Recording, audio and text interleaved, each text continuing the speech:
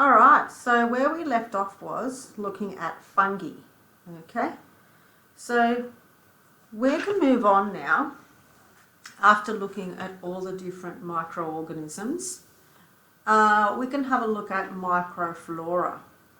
So microflora is just the microorganisms that live in you, okay?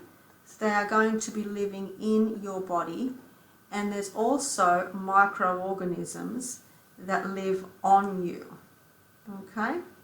So just be aware of that fact that we have microorganisms that live in us and on us. So we have normal microflora, which are microorganisms that live on or in the human body. These are also referred to as microbiota, okay? And you can see there all the blue areas that are highlighted. They're the ones that are most commonly associated with normal microflora. Okay, something else that we need to think about is the difference between what a pathogen versus a non-pathogen is. So a pathogen is a microorganism that causes disease, okay?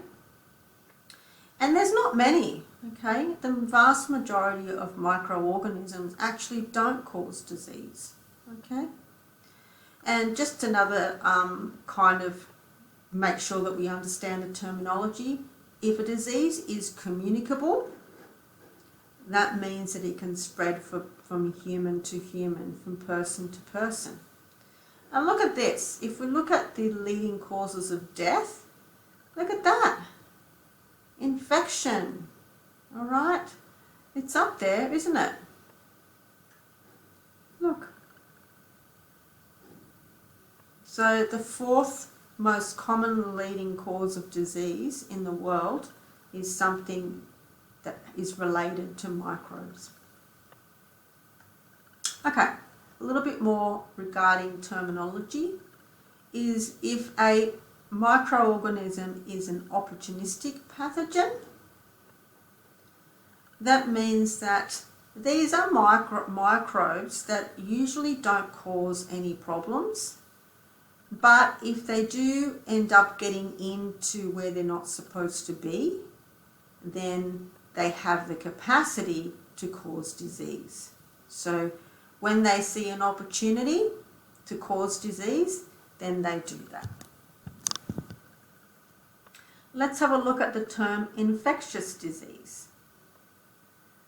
So here we go. This is a disease that's caused by a pathogen. Okay? And so if you hear an infection, that means that there is a microorganism that has actually gotten into your body or on your body and created a community or a colony. Okay, that's that part.